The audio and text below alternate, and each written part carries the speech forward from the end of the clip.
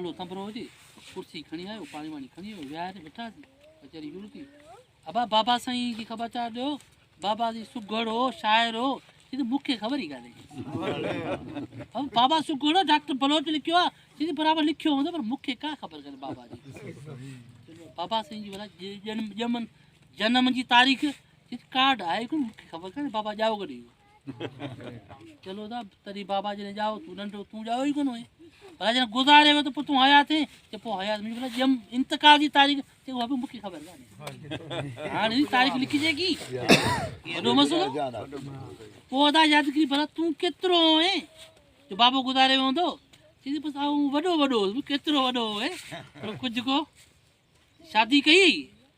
हा ॿार तुंहिंजा वॾा केतिरा आहिनि एतिरा आहिनि पोइ अंदाज़े सां दादा 1984-85 में गुज़ारे वियो अंदाज़ो तारीख़ लिखणु ॾाढो ॾुखियो कमु आहे मूंखे 13 साल लॻा आहिनि मां सागर ज़िले जो चपो चपो दे मूं घुमी आहे हिंदुस्तान जे बॉर्डर खां शुरू थियो आहियां सईदाऊ खां रबलाऊ खां साईं तव्हांजो इहो अठवेतर जा ज़रो पसायो तड़ खां वठी वरी जेको आहे मटन वारी खां वठी वेंदे जुमो तड़ जेको माना को सॼो कोन्हे वरी हेॾा सैदाबाद हेॾा राह वारी छछ जो मक़ाम छछ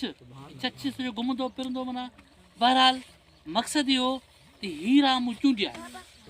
हीरा चूंडणु ॾाढो ॾुखियो आहे ॻोल्हे हथ कया अल्हम्दुलिल्लाह मुंहिंजो किताबु उहो तयारु थी वियो आहे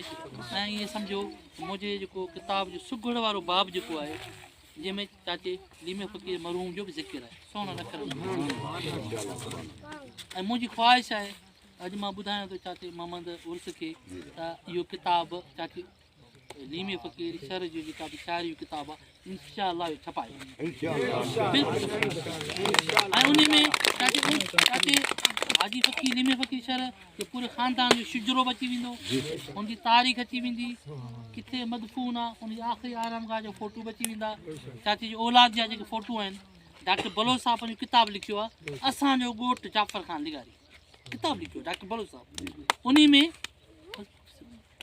उन में डॉक्टर साहब पूरो तफ़सील ॾिनो आहे त बाबा जाफ़र ख़ान केरु हो पोइ उनजा पोइ शुजरा पोइ उन जिन जा फ़ोटू मिली सघिया आहिनि फ़ोटू बि ॾिना आहिनि हिकु तारीख़ साइड डॉक्टर साहब हलियो वियो हाणे मूंखे पंहिंजे ॾाॾे जो शुजरो ॻोल्हणो आहे त मूंखे डॉक्टर साहब जो किताब आउं खणा थो पोइ मूंखे ख़बर पवे थी त मुंहिंजे ॾाॾे जो नालो मीर मोहम्मद ख़ान पोइ मीर मोहम्मद ख़ान जा 3 पुट हुआ पोइ उन मां जा पुट मां हिकिड़ो पोटो थियो सूमर ख़ान उनजे नाले बि ॻोठु आहे ठीकु आहे ईअं पोइ पंहिंजे बाबे जे शुजरे तां चवां थो बाबे खां अॻिते वरी शुजरो मूं अॻिते वधायो इहे पूरे 7 राजी जा शुजरा ॾिना आहिनि पाण बि कोशिशि कंदासीं त तव्हांजे हिते जेकी शहर बिरादरी रहे